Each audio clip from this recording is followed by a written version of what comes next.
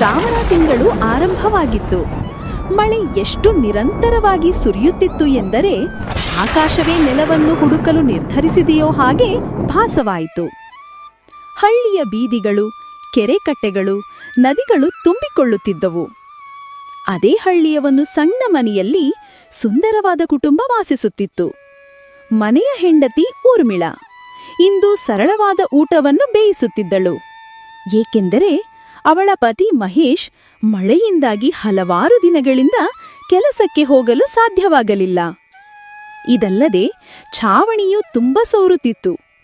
ಎಲ್ಲ ಮೂಲೆಗಳಿಂದ ನೀರು ತೊಟ್ಟಿಕ್ಕುತ್ತಿತ್ತು. ಮಹೇಶ್ ಅಸಹಾಯಕತೆಯಿಂದ, ಓ ದೇವರೇ, ಈ ಮಳೆ ನಿಲ್ಲುವಂತೆ ಕಾಣುತ್ತಿಲ್ಲ. ಛಾವಣಿ ತುಂಬ ಹದಗೆಟ್ಟಿದೆ.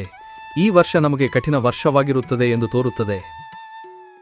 ಹೌದು, ಮಳೆ ಇಷ್ಟು ಬೇಗ ಆರಂಭವಾಗುತ್ತದೆ ಎಂದು ನಮಗೆ ತಿಳಿದಿದ್ದರೆ ನಾವು ಅದನ್ನು ಮೊದಲೇ ಸರಿಪಡಿಸುತ್ತಿದ್ದೆವು. ಈಗ ಅಡುಗೆ ಮಾಡುವುದು ಕೂಡ ಕಷ್ಟಕರವಾಗಿದೆ. ಮಳೆಗಾಲದಲ್ಲಿ ಗ್ರಾಮಸ್ಥರು ಸಂತೋಷದಿಂದ ಪಕೋಡ ಹುರಿಯುತ್ತಿದ್ದಾಗ ಈ ಅಸಹಾಯಕ ದಂಪತಿಗಳು ಮನೆಯೊಳಗೆ ನೀರು ಬರದಂತೆ ನೋಡಿಕೊಳ್ಳಲು ಹೆಣಗಾಡುತ್ತಿದ್ದರು. ಈಗಾಗಲೇ ರಾತ್ರಿ ತುಂಬಾ ತಡವಾಗಿದೆ. ನಾಳೆ ಬೆಳಿಗ್ಗೆ ನಾನು ಏನಾದರೂ ಮಾಡಬಹುದೇ ಎಂದು ನೋಡುತ್ತೇನೆ. ನನಗೆ ಈಗ ತುಂಬಾ ಹಸಿವಾಗಿದೆ. ಊಟ ಮಾಡೋಣ. ಅವರಿಬ್ಬರೂ ತಿಂದು ಸುಸ್ತಾಗಿ ಮಲಗಿದರು. ಆದರೆ ರಾತ್ರಿಯ ಮಳೆ ಮನೆಯನ್ನು ಗಲೀಜು ಮಾಡಿತು. ಬೆಳಿಗ್ಗೆ ಎದ್ದಾಗ ಎಲ್ಲೆಡೆ ನೀರು ತುಂಬಿತ್ತು. ಮಹೇಶ್ ದಿಗ್ಭ್ರಮೆಗೊಂಡ. ಓ, ಏನಾಯ್ತು? ನಮ್ಮ ಮನೆ ಮುಳುಗಿದೆ. ಅರ್ಮಿಳಾ ಅಳಲು ಪ್ರಾರಂಭಿಸಿದಳು.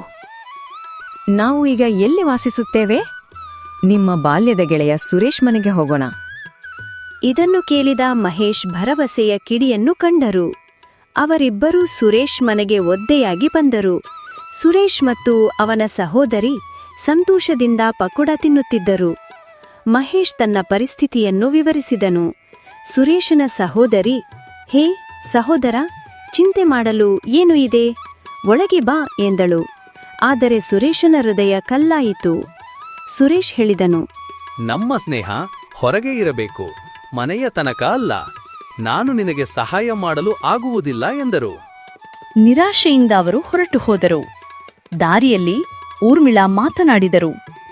ಇದು ಯಾವ ರೀತಿಯ ಸ್ನೇಹ? ಮಹೇಶ್ ಆಕಾಶದತ್ತ ನೋಡುತ್ತಾ ಕೇಳಿದು. ಬಹುಶಃ ದೇವರು ನಮ್ಮನ್ನು ಪರೀಕ್ಷಿಸುತ್ತಿದ್ದಾನೆ ಎಂದು ಮಾತನಾಡುತ್ತಾ ಹೊರಟರು. ಅವರು ತಮ್ಮ ಮನೆಗೆ ಹಿಂದಿರುಗಿದಾಗ ಇದ್ದಕ್ಕಿದ್ದಂತೆ ಬಿರುಗಾಳಿ ಬೀಸಿತು ಮತ್ತು ಛಾವಣಿ ಹಾರಿಹೋಯಿತು. ಈ ದೃಶ್ಯವನ್ನು ನೋಡಿದ ಊರ್ಮಿಳಾ ಕಟುವಾಗಿ ಅಳುತ್ತಾಳೆ. ಓ ದೇವರೇ, ನೀನು ನಮಗೆ ಎಷ್ಟೊಂದು ಕಠಿಣ ಶಿಕ್ಷೆ ವಿಧಿಸಲು ನಾವೇನು ಪಾಪ ಮಾಡಿದ್ದೇವೆ? ಈಗ ಅವರಿಗೆ ವಾಸಿಸಲು ಸ್ಥಳವಿಲ್ಲ, ತಿನ್ನಲು ಆಹಾರವಿಲ್ಲ. ಅವರು ಗ್ರಾಮದ ಮುಖ್ಯಸ್ಥರ ಬಳಿಗೆ ಹೋಗಿ ತಮ್ಮ ದುಸ್ಥಿತಿಯನ್ನು ವಿವರಿಸಿದರು. ಮುಖ್ಯಸ್ಥರು ಹೇಳಿದರು, ಮಳೆ ನಿಂತ ನಂತರ ನಾನು ನಿಮ್ಮ ಮನೆಯನ್ನು ದುರುಸ್ತಿ ಮಾಡುತ್ತೇನೆ. ಈಗ ದಯವಿಟ್ಟು ಹೊರಡಿ. ಮಳೆ ನಿಲ್ಲುವವರೆಗೆ ನಮಗೆ ನಿಮ್ಮ ಮನೆಯಲ್ಲಿ ಒಂದು ಸ್ಥಳ ಕೊಡಿ. ನಿಮ್ಮ ಸ್ಥಾನಮಾನವನ್ನು ನೋಡಿ, ನಂತರ ನನ್ನ ಹೊಸ್ತಿಲನ್ನು ದಾಟುವ ಬಗ್ಗೆ ಯೋಚಿಸಿ. ಅಸಹಾಯಕರಾಗಿ ಅವರು ಅಳುತ್ತಾ ಗ್ರಾಮವನ್ನು ತೊರೆದು ದಟ್ಟವಾದ ಕಾಡನ್ನು ತಲುಪಿದರು. ಇದ್ದಕ್ಕಿದ್ದಂತೆ ಒಂದು ಸಣ್ಣ ಹಕ್ಕಿ ಅವರ ಮುಂದೆ ಕಾಣಿಸಿಕೊಂಡು, ನೀವು ಎಲ್ಲಿಗೆ ಹೋಗುತ್ತಿದ್ದೀರಿ? ಪಕ್ಷಿಗಳು ಈ ಕಾಡಿನಲ್ಲಿ ವಾಸಿಸುತ್ತವೆ. ಅವರಿಬ್ಬರೂ ತಮ್ಮ ಕಥೆಯನ್ನು ವಿವರಿಸಿದರು. ಹಕ್ಕಿಗೆ ಕರುಣೆ ಬಂತು.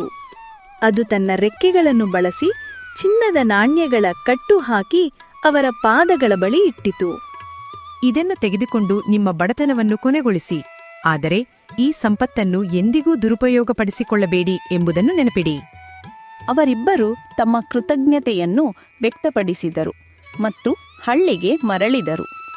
ಮಹೇಶ್ ನಾಣ್ಯಗಳನ್ನು ಮಾರಿ ಹೊಸ, ಬಲವಾದ ಮತ್ತು ದೊಡ್ಡ ಮನೆಯನ್ನು ನಿರ್ಮಿಸಿದರು. ಈ ವಿಡಿಯೋ ಇಷ್ಟವಾದರೆ ಎನ್ಎನ್ ಹಳ್ಳಿ ಕಥೆ ಕನ್ನಡ ಚಾನೆಲ್ ಅನ್ನು ಸಬ್ಸ್ಕ್ರೈಬ್ ಮಾಡಿಕೊಂಡು ಈ ವಿಡಿಯೋವನ್ನು ಶೇರ್ ಮಾಡಿ.